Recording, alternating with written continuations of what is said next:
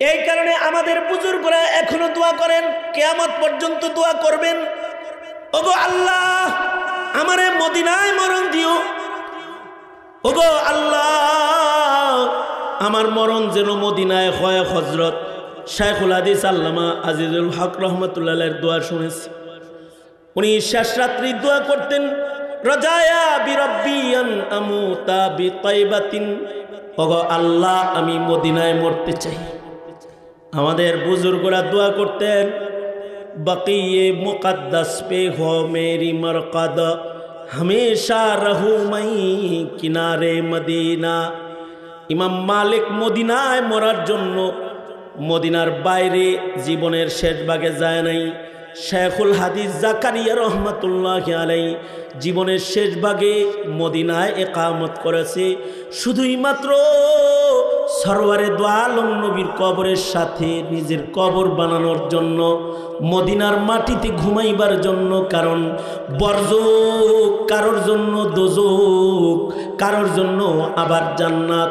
কবরটা যদি ভালো জায়গায় না হয় কবরে আগুন ধরে যায়, আর যদি কবরটা ভালো জায়গায় হয়, ভালো জায়গার বরকতে ভালো মানুষের সাথে কবর হইলেও গুনাহগারের কবরও আল্লাহ তাআলা কখনো কখনো জান্নাতের বাগান বানায় দেয়।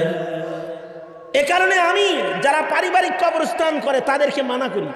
এটা আমার একটা আমলে বানায় নিছি আমি।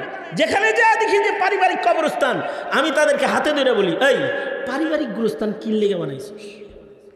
কেন? পারিবারিক কবরস্থানে ইনকেস যদি সবগুলা বেনামাজি হয়, ডান্ডা মাইরা ঠান্ডা করে আলাই দিব সবগুলারে একসাথে। কি ভেবলার মতো চায় রইছো কে? বিশ্বাস হয় না বুঝি? মনে করো যে পারিবারিক কবরস্থানে 15 জনের কবর হয়েছে, এই 15 জনই বেনামাজি, তাহলে এই গুরুস্থানের দশাটা কি চিন্তা করে দেখেন তো একটু। কি চায় রইছে 15 জন যদি বেনামাজি হয় পারিবারিক গুরুস্থানের, তাহলে এদের হালতটা কোন জায়গায়?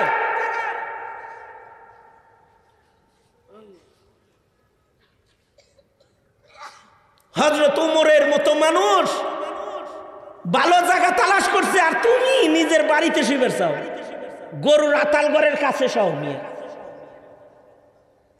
একজন আমারে নিয়ে কয়, হুজুর এখানে দাঁড়ায় দোয়া করেন। কি লেগে দোয়া করুন? কয় এটা আমার কবরের জায়গা। মানে নিজের কবরের জায়গা নিজে নির্ধারণ করছে।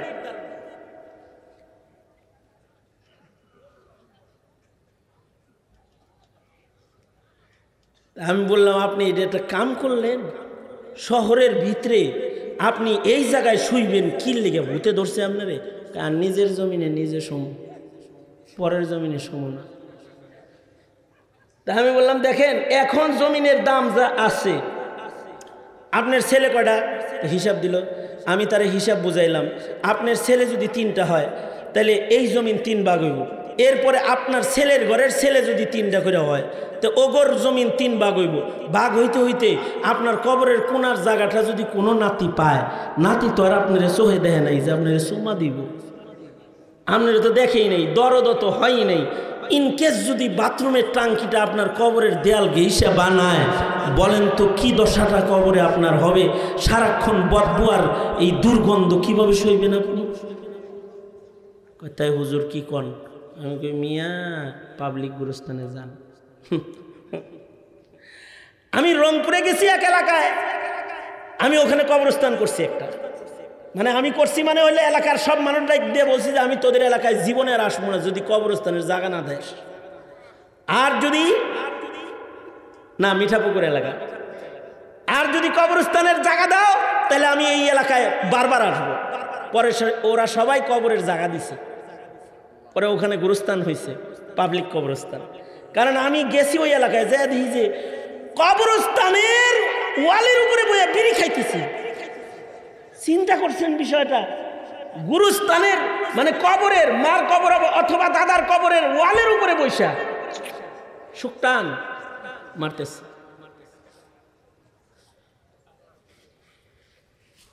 এ কারণে আমার সাথে জোরে জোরে কও, ইয়া আল্লাহ।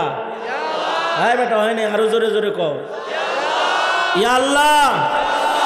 তোমার কাছে ভালো জায়গায় কবর চাই? এটা একটা বরকতি দোয়া। আল্লাহু আকবার। এই দোয়া সাহাবীরাও করেছে, এই দোয়া নবীরাও করেছে। ওয়াসসালামু আলাইয়া ইয়াউমা উলিদতু ওয়া ইয়াউমা আমুতু ওয়া ইয়াউমা উবআসু হাইয়া। ভালো জায়গায় কবরের দোয়া করেছে, ভালো জায়গায় মরার দোয়া করছে। হযরত উমর দোয়া করছে, আল্লাহুম্মা রযুকনি শাহাদাতান ফি সাবিলিক ওয়াজআল মাউতি ফি বালাদি রাসূলিক। ওগো আল্লাহ, আমার মরণটা তুমি শহীদি মরণ দিবা, 1 নাম্বার। 2 নাম্বার, ওগো আল্লাহ আমারে মদিনায় মরণ দিবা। হযরত উমরের দুনো দোয়া কবুল হয়ে গেল। দুশমনরা হযরত উমরের পেটের ভেতরে ছুরি মারল। ছুরির আঘাতে হযরত উমরের খাদ্যথলি কেটে গেল। হাকিম সাহেব বলে, উমর আপনার পরের খলিফাতুল মুসলিমিন নির্ধারণ করে ফেলান, কারণ খাদ্যথলি কেটে গেছে, আপনি কিন্তু মরে যাবেন আর বাঁচবেন না। হযরত উমর মরণের ইন্তজার করতেছেন। হযরত উসমান খলিফাতুল মুসলিমিন নির্ধারণ হয়ে গেল। হযরত উমর বলে, আলহামদুলিল্লাহ, আল্লাহ আমাকে শহীদি মরণ দান করছে। দুশমন বেঈমানের ছুরির আঘাতে আমার মরণ হইতেছে। আলহামদুলিল্লাহ, আল্লাহ আমাকে মদিনার মাটিতে মরণ দান করেছে। রসুলের শহরে আমার দাফন হইতেছে। 2 দিন যাইতে যাইতে হযরত উমরের কথা আর একটা মাথায় আসছে, শুধু মদিনায় না, কবরটা যদি নবীর ঘরের ভিতরে বানানো যায় তাইলে তো আরো ভালো হয়। নিজের সন্তানকে ডেকে বলে, আব্দুল্লাহ রে, যাও উম্মুল মুমিনিনের কাছে যাও, হযরত আয়েশার ঘরের ভেতরে 4 কবরের জায়গার ভেতরে একটা ঈসা নবীর, আর একটা সরকার ঘুমাইছে, আর একটা আবু বকর ঘুমাইছে, আর একটা কবরের জায়গা খালি আছে, যেটা হযরত উম্মুল মুমিনিন আয়েশা সিদ্দিকা নিজের জন্য রেখেছে। বাবা আব্দুল্লাহ রে, উম্মুল মুমিনিন রে যায়া বলো, আমি উম্মুল মুমিনিনের কাছে ওই কবরের জায়গাটা ভিক্ষা চাই, কারণ আমার কবরের জগতে বড় ভয় হয়। আমার কবরটা যদি আল্লাহর রাসূলের কদমের কাছে হয়, হয়তোবা আল্লাহ তাআলা এর উসিলায় কবরের কষ্টের থেকে আমাকে হেফাজত করবে। যাও আমার সালাম কও, আর বলবা, আব্বা জান কবরের জায়গা ভিক্ষা চাই, আপনি যদি অনুমতি দেন তাহলে আপনার নির্ধারিত কবরের জায়গায় খলিফাতুল মুসলিমিন বাবা উমর ঘুমাইতে চায়। আব্দুল্লাহ ইবনে উমর চলে গেলেন, যে উম্মুল মুমিনিনকে বলে, আম্মা জান, বাপের একটা আরজু লইয়া সন্তান আপনার দরজায় ভিক্ষুক হয়ে দাঁড়াইছে। ওগো উম্মুল মুমিনিন, আপনার হুজরার ভিতরে আপনার যে কবরের জায়গাটা আপনি রাখছেন, যেখানে আপনি ঘুমাইতে নিয়ত করছেন, আমিরুল মুমিনিন উমর বাবা এটা ভিক্ষা চাইতেছে, দিবেন নি গো? উম্মুল মুমিনিন এই কবরের জায়গাটা আমার বাবারে দিবেন। আমার বাবা সরওয়ারে দু আলম নবীর কদমের কাছে একটু ঘুমাইবার চায়। হযরত আয়েশা বলে, আব্দুল্লাহ যাও যাও, আমিরুল মুমিনিনকে খবর কও, আমি আয়েশা আমার কবরের জায়গাটা আমিরুল মুমিনিন দিয়ে দিলাম। কারণ হলো আমিরুল মুমিনিন উমরকে নবীর কদমের কাছে কবর মানায়। যাও যা খবর বলো, আমি জান্নাতুল বাকিতে ঘুমাবো, উমর আমার ঘরে ঘুমাবে। হযরত উমর রে তো নবীর পাশে মানাইবে, কারণ হযরত উমরের তো আজব শান। হযরত উমর হলেন ফারুক বাইনাল হক ওয়াল বাতিল। হযরত উমর হলেন আসাদুহুম ফি আমরিল্লাহি ওমর। হযরত ওমর বলেন লাউ কানা বাদি নবিয়্যুল লাকানা ওমর। হযরত ওমর সম্পর্কে আল্লাহর রাসূল বলেন ওমর হলো মুহাদ্দিসি ওমর। আল্লাহর রাসূল বলেন সব নবীর একটা করে মুহাদ্দিস আছে।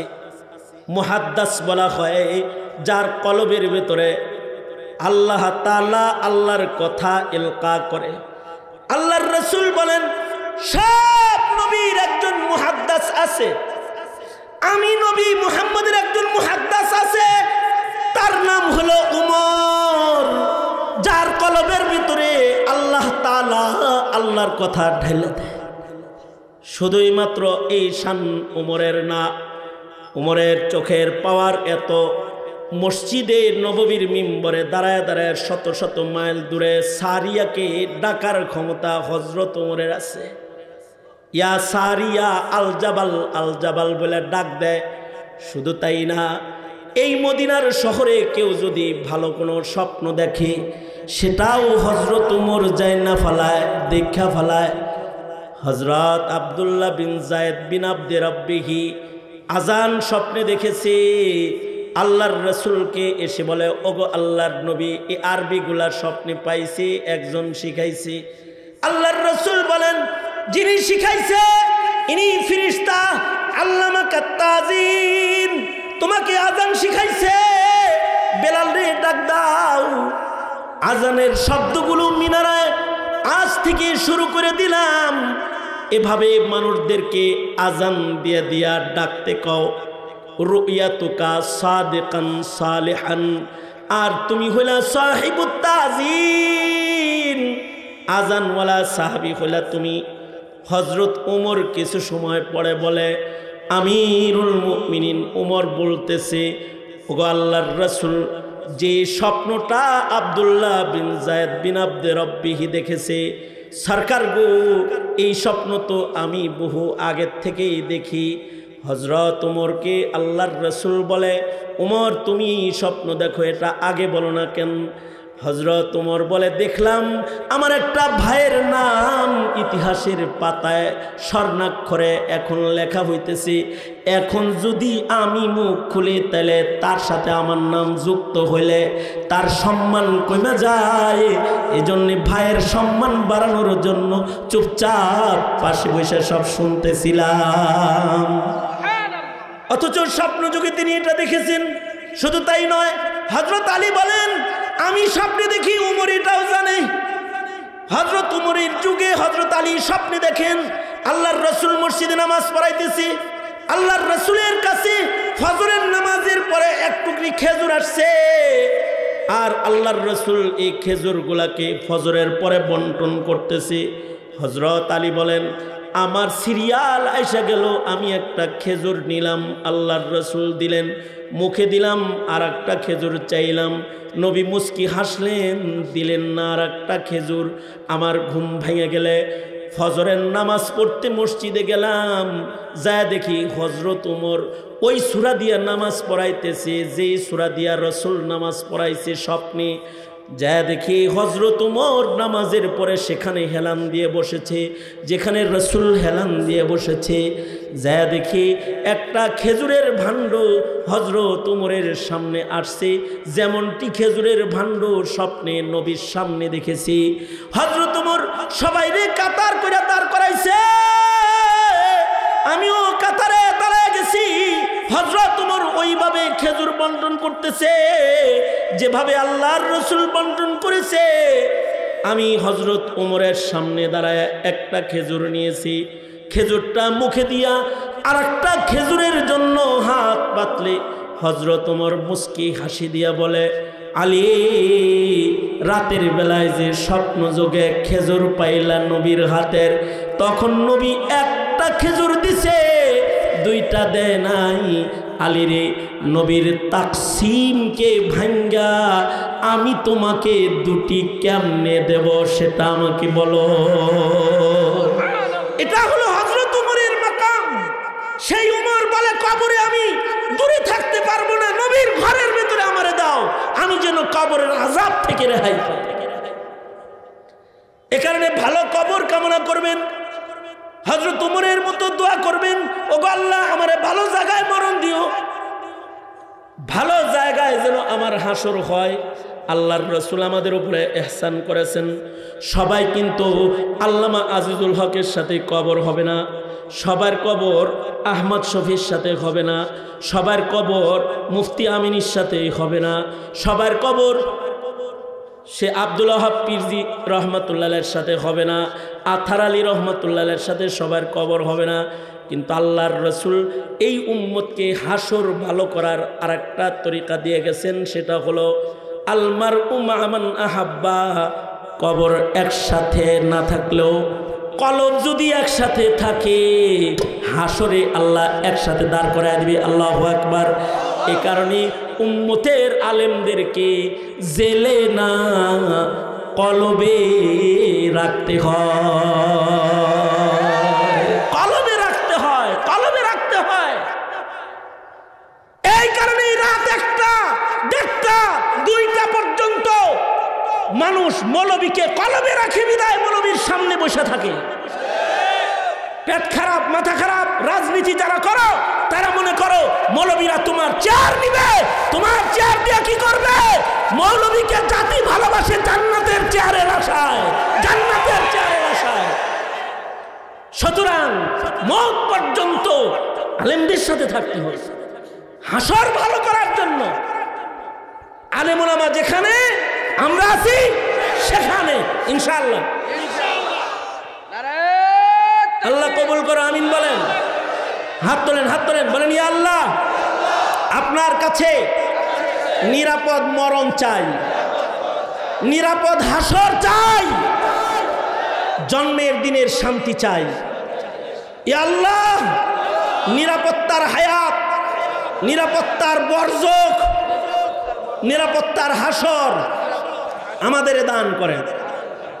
আমরা ভালো মানুষদের সাথে থাকবো ইনশাআল্লাহ। চিল্লায়া বলেন, আরো জোরে আওয়াজ করে বলেন, আরো জোরে বলেন। আল্লাহ পাকের আদত হলো আল্লাহ তাআলা কখনো কখনো বান্দার কথাকে নিজের কথা বানাইছেন। বান্দার কথা যদি আল্লাহর কাছে পছন্দের হয়ে গেছে, তো আল্লাহ তাআলা সেটাকে নিজের কথা বানায়া আবার বান্দার কাছে ওহী হিসাবে নবীর মাধ্যমে পেশ করছেন। যেমন সূরা লুকমানের ভেতরে হযরত লুকমান আলাইহিস সালামের কিছু কথা আছে যা তিনি নিজের সন্তানকে বলেছিলেন। কথাগুলো লুকমানের, কিন্তু লুকমান আলাইহিস সালামের ওই কথাগুলো আল্লাহ পছন্দ করার কারণে আল্লাহ তাআলা ওই কথাগুলো বান্দার থেকে নিয়ে নিজের কথা বানায় ফেলছেন, এবং এইটাকে আবার ওহী বানিয়ে আল্লাহ তাআলা তার বন্ধুর কালবের উপরে নাজিল করছেন। যেমন সূরা জিনের ভেতরে জিনদের কথা আল্লাহ পছন্দ করে ফেলছেন। জিনরা যখন আকাশে যাইতে পারে না, আগে তো আসমানে যাইতে পারতো, আসমানের দরজা বন্ধ, উপরে উঠতে পারে না, তো এরা পেরেশান হয়ে গেল, কি ব্যাপার উপরে যাইতে পারি না কেন, দরজা বন্ধ কি লেগা?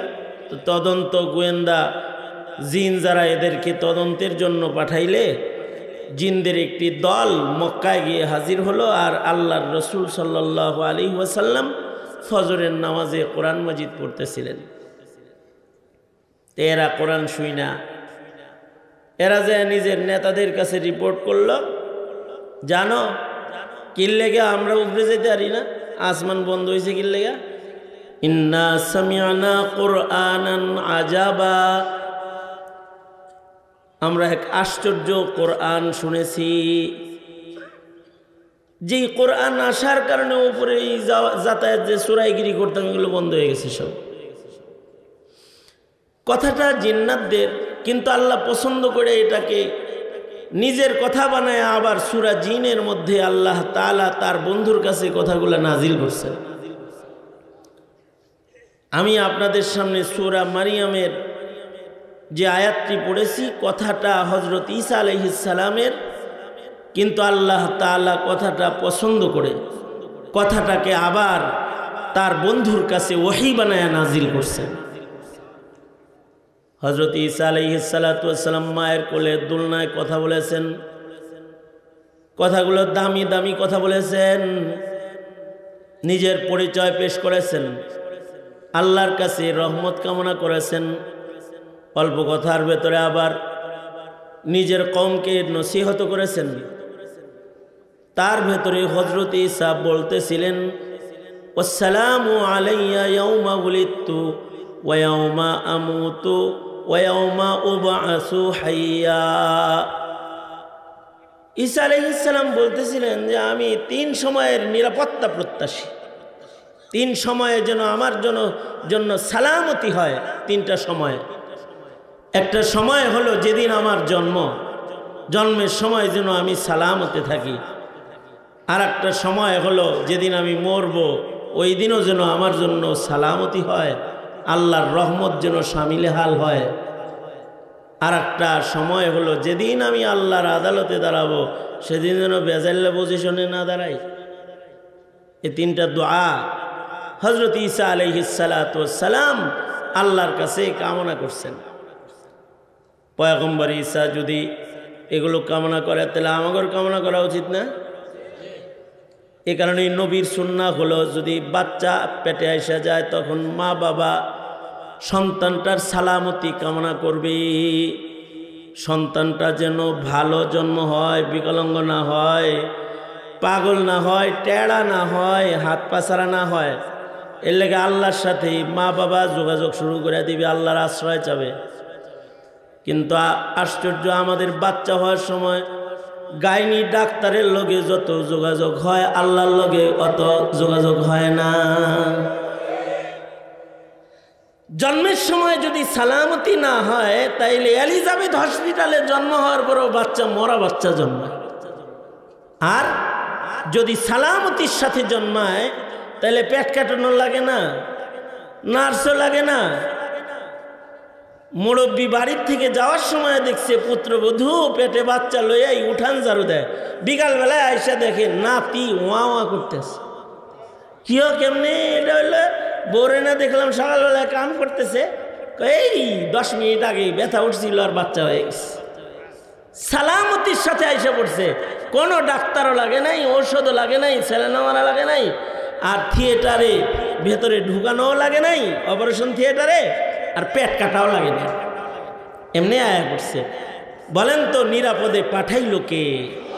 কারণ মানুষ জন্ম দেয় কি, মৃত হয়, জীবিত হয়, সব কামগুলা ঘটায় কি? আরো আস্তে করে কোন, আরো জোরে বলেন। তা আল্লাহর কাছে এই কারণে বাচ্চা হওয়ার সময় সালামতি চাইতে হয়। বাচ্চা হইছে কার কার? হেই বাপের হাত তোল, হাত তোলেন। বাপ গ্রুপ নামান। আর যারা এখনো বাপ হয় নিয়ত করছেন, আপনারা হাত তোলেন। বিয়া করবেন অথবা বাচ্চা হইব, বিয়া করার নিয়ত নেই, বাচ্চা হইব নিয়ত, হাত তোলেন, হাত তোলেন। দেখি একটু আপনার করে দেখি একটু। ওই যে কিছু আছে কোনো গ্রুপে নেই, ওরা কয় আমরা সন্ন্যাসী। এটা একটু আগায় দেন। হ্যাঁ রে আপনার ব্যাস ব্যাস ব্যাস ব্যাস। এই বিয়ে করলে বাচ্চা যদি হয়, আর যদি বাচ্চা পেটে আয়, বাচ্চা দিবে কে? বিবির পেটে মাজার টাজার দিবনি, পীর বাবা দিব তো, আল্লাহ দিবে। তো তখন যোগাযোগ কার সাথে বাড়ায় দিতে হবে? জোরে আওয়াজ করে বলেন, কার লগে যোগাযোগ বাড়াইতে হবে? গাইনি ডাক্তার, ডাক্তারের কাছে যাবি আর খাইটা লাগবো। এখন জরিপ হলো, ওই যে একটা জরিপ শুনলেন না, নারী জরিপ, আর একটা জরিপ আছে এরকম মেডিকেলের জরিপ, সেটা হলো 70% পেট কাটা জরিপ, আরো বেশি 80% বাচ্চা এখন জন্মের রাস্তায় আসে না, উদ্ভট রাস্তায় আসে। পৃথিবীর সকল পয়গম্বররা যে পথে আসছে ওই পথে তারা আনে না। আশ্চর্য বিষয়গুলো অনেক বাবা মনে করে যে নর্মাল ডেলিভারি হলে এটা কষ্ট পাইব, এটারে কাটটা আস্তে করে উঠে আনলে নিরাপদ। না না না, জন্মের সময় নিরাপত্তা দিবেন কি? আরো জোরে আওয়াজ করে বলেন, কে দিবে? জোরে বলেন কে?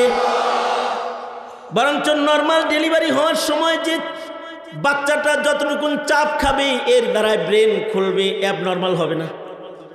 এর দ্বারাই তার চোখের কাছে রক্ত আসবে, জ্যোতি বাড়বে, কানের কাছে রক্ত যাবে, কানের শক্তি বাড়বে, অঙ্গ প্রত্যঙ্গগুলা শক্তিশালী হবে নর্মাল ডেলিভারির মাধ্যমে। এ কারণে পয়গম্বরদেরকে নর্মাল ডেলিভারি করাইছে, কোনো দায় লাগে নাই, কোনো নার্সিং ব্যবস্থা লাগে নাই, কোনো হসপিটালের বেড রাখে নাই। পয়গম্বরদেরকে আল্লাহ তাআলা স্বাভাবিক হয়েছে। এর ভেতরে সবচেয়ে আশ্চর্য বাচ্চা হয়েছে নার্সিং ব্যবস্থা ছাড়া হলো হযরত ঈসা।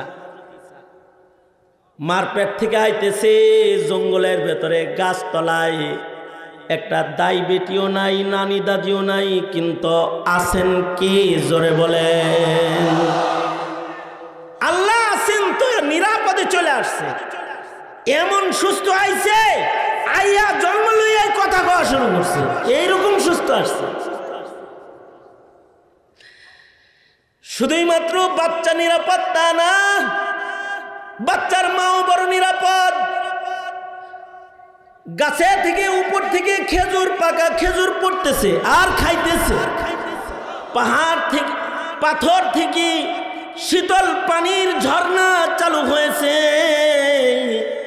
হযরত মরিয়ম শীতল পানি দিয়ে পিপাসার নিবারণ করছে, এত নিরাপদে আসছে। এ কারণেই হযরত ঈসা আলাইহিস সালাম বলে, আমার জন্মের দিন শান্তি সালামতি আমার জন্মের দিনে। ওয়াসসালামু আলাইয়া ইয়াউমা উলিদতু ওয়া ইয়াউমা আমুতু ওয়া ইয়াউমা উবআসু হাইয়া। শুধুমাত্র আমার জন্মের দিন আমি নিরাপত্তা না, আমার মরার দিনও আমি নিরাপদ, মৃত্যুর দিনেও নিরাপত্তা চাই। এ কারণে নিরাপদ মরণ দিবেন আল্লাহ। এজন্য আসমানে উড়ায় লয়ে গেছেন গা, দুশ্মনরা গিরা ধরছে, তো আল্লাহ তাআলা পয়গম্বরকে আকাশে নিয়ে গেছেন নিরাপদ মরণ দেওয়ার জন্য। সবচেয়ে নিরাপদ নগরী মদিনায় আনবেন ওনারে। দামেস্কের জামে মসজিদের ছাদের উপরে অবতরণ করবেন, দাজ্জাল মাইরা টাইরা মদিনায় ঢুকবেন। নিরাপদ নগরী মদিনায় নবীজির শহরে ইন্তেকাল করবেন, আর নিরাপদ একটা দাফন হবে। আল্লাহর রাসূলের রওজায়ে আকদাসে কবরের জায়গা খালি আছে, ওখানে শুয়ে পড়বে। এবং এইখান থেকে হাসরের মাঠে নবীর পাশে দাঁড়াবে।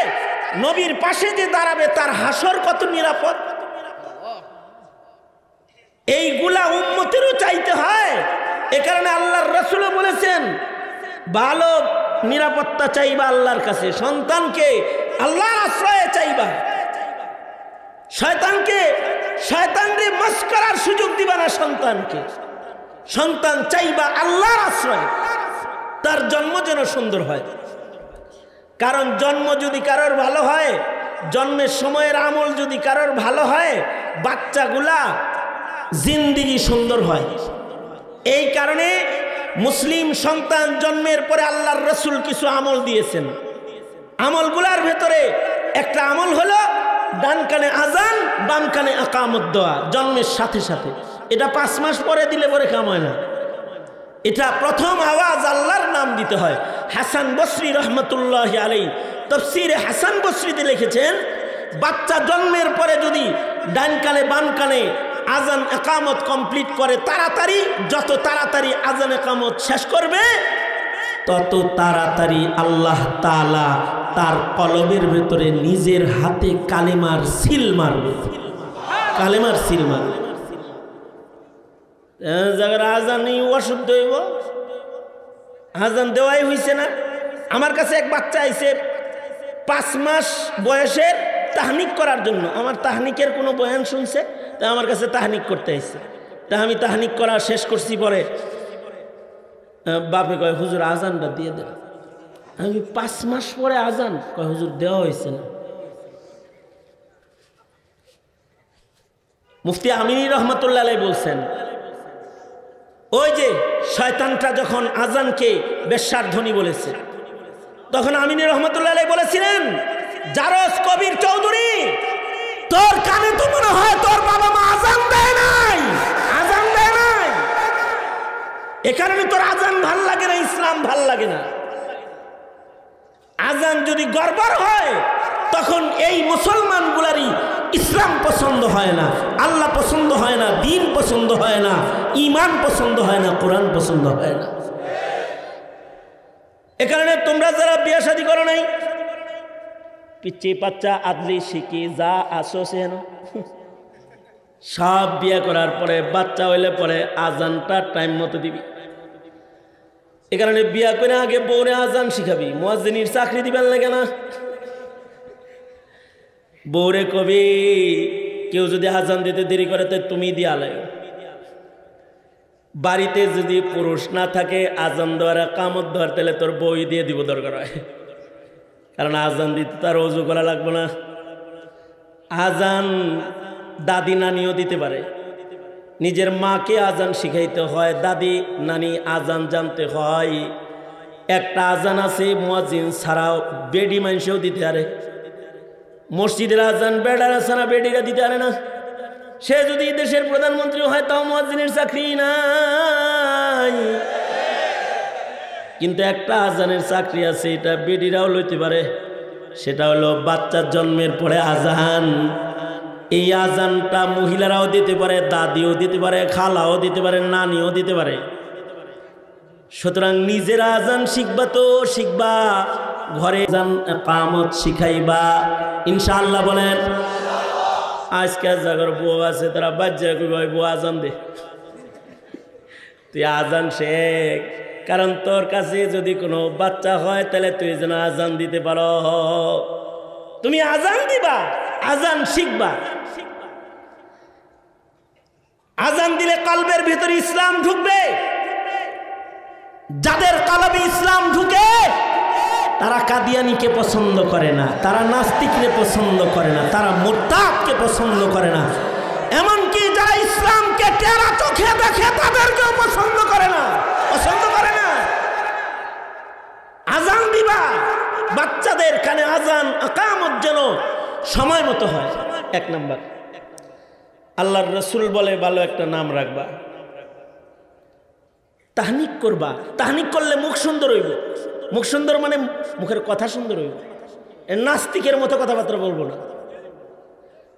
এর ভালো একটা নাম রাখবা, নামে নামে মিল ভালো মানুষের সাথে হইলে ভালোর দিকে টানে, আর জমের সাথে মিল হইলে জমে টানে। এ কারণে আগের যুগের মানুষ ভালো নাম রাখতো। নাম ভালো রাখবা কি, আগে বাচ্চা টাচ্চা হইলে আইয়ুবী সাহেবরে খুঁজতা, হাসান জামিল সাহেবরে খুঁজতা, মনির সাহেবরে খুঁজতা, ইমাম সাহেবরে খুঁজতা, মুয়াজ্জিন সাহেবরে খুঁজতা। এখন পাইছো আল্লামা গুগল দামাত বারকাতুহু। এখন তো আর তোমার মৌলবী দরকার নাই, কি কন, অথবা মোতায়েম সাহেবরে তালাশ করবেন, গুগল দামাত বারকাতুহু আছে, এই গুগল দামাত বারকাতুহুর নাম রেখে দেয়। আশ্চর্য কাহিনী হলো এখনকার মুসলিম পরিবারে নাম এখন হুজুরদের কাছ থেকে ডেলিভারি না নিয়ে উপন্যাস থেকে ডেলিভারি নেয়। আমি এক বাড়িতে গেছি, যায় দেখি নাম হিমু। মনে মনে করি তোরে যে কি কমু, এখন তোর নাম হইল হিমু। আমি জিগাইলাম নাম কে রাখছে, শুনলাম ওর মা রাখছে। পরে দেখলাম ওর মা নাকি উপন্যাস ভক্ত, ওদের বাসার ভিতরে হিমু সিরিজ পুরাটা আছে। হুমায়ুন আহমেদের হিমু বই পড়া পড়া এটার ভক্ত হয়ে নিজের মেয়ে রেখেছে হিমু, হিমু নাম রাখছে। তো এইরকম নাম নাজিল করবে না, নাম একটা ভালো মানুষ দিয়ে রাখবা। শোনো, নাম রাখার কামটা আল্লাহ নিজে কারোর হাতে পর্যন্ত ছাড়ে নাই। হাবিবুল্লাহর নাম নিজে রাইখা জান্নাতের গেটে আগেই লেখা দিছে, মানুষ দুনিয়ায় পাঠানোর আগে মুহাম্মদ নাম আগেই লেখা রাখছে। শুধু তাই নয়, হযরত জাকারিয়া আল্লাহর কাছে সন্তান চায়। আল্লাহ বলে জাকারিয়া সন্তান চাইছিলা, ছেলে বাচ্চা দিলাম, নাম রাখার মাতবাড়ি তোমারে দিলাম না, নামটা আমি আল্লাহ নিজে রাইখা দিলাম। ইন্নী নুবাশশিরুকা বিগুলামিন ইসমুহু ইয়াহইয়া, নাম আমি আল্লাহ নিজে চয়ন করলাম, রেখে দিলাম। তার মানে নাম রাখা আল্লাহর কাম, এটা কোনো সাধারণ মানুষের কাম না। যে যেখান থেকে নাটক দেখা সিনেমা দেখা নায়কের নামে নাম রাখবা। নাম ভালো মানুষের সাথে রাখতে হয়। নাম ভালো মানুষের সাথে হইলে এক বর্ণনায় আছে হাসর ভালো মানুষের সাথে হবে, হাসর ভালো হবে। উজবেকিস্তানে এমন একটা গুরুস্থান আছে যে গুরুস্থানে মুহাম্মদ নাম না হইলে দাফন হওয়া যায় না। 1700 মুহাদ্দিস ওই গুরুস্থানে ঘুমায় রইছে। ইমাম বুখারীর 17 জন উস্তাদ ওই মুহাদ্দিসদের কবরস্থানে আছে, যেই কবরস্থানের 1700 মাইয়িতের সবার নাম মুহাম্মদ। আরো আজব খবর হইল এই গুরুস্থানের সবগুলো মুহাম্মাদি 1 লাখ হাদিসের হাফেজ। ওয়াকিফ যিনি, জমিন ওয়াকফকারী যিনি, আজব 2টা শর্ত দিছে। 1 লাখ হাদিসের হাফেজ হইতে হইব আর নাম মুহাম্মদ হইতে হইব, তাইলে এই গুরুস্থানে জায়গা পাইব। আমাদের গুরুস্থানওয়ালারা তো এই সমস্ত শর্ত কঠিন দেয় না। যদি খালি গুরুস্থানওয়ালারা শর্ত দিত বেনামাজির কবর এলাও না, কই যে শুইতা ফাঁস লয়ে মরে হেটাও জায়গা পায় মুসলমানের গুরুস্থানে। এখন বিষ খায়া মরে এটাও মুসলমানের গুরুস্থানে জায়গা পায়। শুধু তাই না, নাস্তিকতা করে, মুরতাদের সাথে চলে, মুরতাদদের পক্ষ লয় আর কাদিয়ানির দালালি করে মুসলমানের গুরুস্থানে যায় ঘুমায়। মানুষ তো এখন আর শর্ত মর্ত দেয় না, কিন্তু তখন শর্ত ছিল যে 1 লাখ হাদিসের হাফেজ না হইলে গুরুস্থানে জায়গা নাই। আশ্চর্য বিষয় হলো ইমাম নববী রহমতুল্লাহ আলাইহি লিখেছেন যে শুধুই মাত্র 1 লাখ হাদিসের হাফেজ না, আরো কঠিন কঠিন শর্ত দেওয়া কবরস্থান আগের যুগে ছিল। এ কারণে শহীদদের গুরুস্থানে অন্যকে দাফন করা হয় না। এখনো মক্কা শরীফে হাজিদের কবরস্থানে অন্য কাউকে দাফন করা হয় না, শুধু আল্লাহর মেহমান হাজি যারা তাদেরকে দাফন করা হয়। তোমগর কপাল ভালো বাংলাদেশের, যে আমাদের বাংলাদেশের মৌলবীরা বলে না যে আমরা জাহেলের সাথে সম না। তারা আলাদা গুরুস্থান যদি এরকম বানাইতো তাহলে খালি বেনামাজির সাথে যা শুইতা আর খালি কবরে যাওয়ার সাথে সাথে পিটনা পাটনি যা আছে শুরু হয়ে যেত খাইতা। কারণ হইল কবরে যদি কেউ ভালো আমল নিয়ে না যায় তাহলে তার কবরের অবস্থা খারাপ হয়। হ্যাঁ, ভালো মানুষের সাথে কবর হইলেও লাভ হয়। একজন জামাইয়ের কারণে, বরের কারণে যেমন 500 বর যাত্রী তারা সবাই মুরগির রান আর রোস্ট খায়, একজন আলেমের কবর, হাফেজের কবর গুরুস্থানে থাকলে, একজন হাজির কবর কবরস্থানে থাকলে কখনো কখনো এই একজন মাইয়িতের কারণে গুরুস্থানের সব মাইয়িত আল্লাহর জান্নাতের মেহমানদারি পায়। সবাই ইস্তেগফার করেন, আওয়াজ করে ইস্তেগফার করেন। আস্তাগফিরুল্লাহাল্লাযী লা ইলাহা ইল্লা হুয়াল হাইয়ুল কাইয়্যুম ওয়া আতুবু ইলাইহি। আস্তাগফিরুল্লাহ রাব্বি মিন কুল্লি যামবিন ওয়া আতুবু ইলাইহি। লা হাওলা ওয়ালা কুওয়াতা ইল্লা বিল্লাহিল আলিয়্যিল আযীম। আয় তাড়াতাড়ি করো, তাড়াতাড়ি করো, জলদি জলদি জলদি জলদি ব্যাগগুলা এদিকে নিয়ে আসো, এদিকে নিয়ে আসো, স্টেজের দিকে নিয়ে আসো, সব ব্যাগ স্টেজের দিকে নিয়ে আসো। আলহামদুলিল্লাহি রাব্বিল আলামিন ওয়াসসালাতু ওয়াসসালামু আলা সাইয়্যিদিল আমবিয়া ওয়াল মুরসালিন মুহাম্মাদিন ওয়া আলা আলিহি ওয়া আসহাবিহি আজমাইন। রব্বুল আলামিন 4 দিন ব্যাপী মহাসম্মেলনের আজকের প্রথম রজনী 1:30টা বেজে গেছে।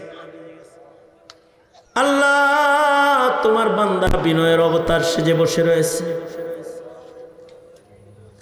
আলেম ওলামাকে ভালোবাসে, তাদের বসা, তাদের কথা শোনা তার প্রমাণ বহন করে। হাসর সুন্দর করে দিও গো আল্লাহ। রব্বুল আলামিন কার কি হাজাত, কার কি জরুরত সব তুমি জানো আল্লাহ। সবার নেক আশাগুলো তুমি পুরা করে দাও ইয়া আল্লাহ। মৌলানা মুনিরকে কবুল মঞ্জুর করে নাও। দ্বীনের খেদমত করতে পারে তৌফিক দাও। মাদ্রাসাটাকে দিন দিন তারাক্কি দিয়ে দাও। ইয়া আল্লাহ, 4 দিন ব্যাপী মহাসম্মেলনের মাধ্যমে এখানে যোগ্য বুজুর্গদের মেলা বসেছে। রব্বুল আলামিন এই মজমাকে কবুল মঞ্জুর করে নাও। ইয়া আল্লাহ, আজকের মজলিসের সভাপতি, অতিথি মেহমান যারা এখানে রয়েছে, বন্ধু বান্ধব যারা রয়েছে, ভাই বেরাদার, ভালোবাসার মানুষ যারা রয়েছে, দিল থেকে রব্বে করিম তাদের জন্য তোমার কাছে দরখাস্ত, আল্লাহ খায়ের আর ভালাই শামিল হাল করে দিও। আল্লাহ হার কিসমের মাসায়েব থেকে দূরে দূরে বাঁচায় দিও আল্লাহ রব্বুল আলামিন। ইয়া আল্লাহ, ফিলিস্তিনের ওই মজলুম ভাইরা যারা সন্তানের লাশ লয়ে বসে রয়েছে, কেউ নিজের সন্তানের কবরের পারে হাউমাউ করে কাঁদতেছে, ওই শিশু কিশোর যারা মা বাবা দুজনার কবরের মাঝখানে বসে বসে আহাজারি করতেছে, মিজাইলের আঘাতে হাত পা হারায় বিকলাঙ্গ হয়ে যারা কাতরাইতেছে হসপিটালের বেডে, রব্বে করিম আমাদের ওই ভাই বোনগুলারে আল্লাহ তুমি নুসরতের দ্বার খুলে দাও আল্লাহ। কিভাবে চাইলে তুমি দিবা তাও জানা নাই, তবে তোমার রসুল বলেছে চোখে কোনায় পানি লয়ে কিছু চাইলে নাকি তুমি ফেরত দাও না আল্লাহ। রব্বুল আলামিন মদদুন নুসরত পাঠায় দাও আল্লাহ। বন্দিশালার বন্দি আলেমদেরকে মুক্ত করে দাও আল্লাহ। দূর দারাজ থেকে যারা মাহফিলে এসেছে, আখিরি মুনাজাত পর্যন্ত বসে সবর আর তাহাম্মুল যারা ইজহার প্রকাশ করেছে, রব্বুল আলামিন তাদের সকলকে কদম কদম নেক দিয়ে বাড়ি ফিরিয়ে দিও আল্লাহ। রব্বুল আলামিন আল্লাহ, আল্লাহ তুমি রহমতের দুয়ার প্রশস্ত করে দাও রব্বে করিম। হার কিসমের মজলুম আলেমদেরকে তুমি মদদ করো আল্লাহ। রব্বুল আলামিন বাংলার জমিনে শান্তি দাও আল্লাহ। রব্বুল আলামিন আল্লাহ, কত কথা আছে যা বলার ভাষা নাই, দিলের কত কথা আছে যা বলার শব্দ নাই। আল্লাহুম্মা জাল সারানা আলা মান যালামানা ওয়ানসুরনা আলা মান আদানা ওয়ালা তাজআল মুসিবাতানা ফি দীনিনা ওয়ালা তাজআলিদ দুনিয়া আকবার হাম্মিনা ওয়ালা মাবলাগা ইলমিনা ওয়ালা গায়াত রাগবাতিনা ওয়ালা তুসাল্লিত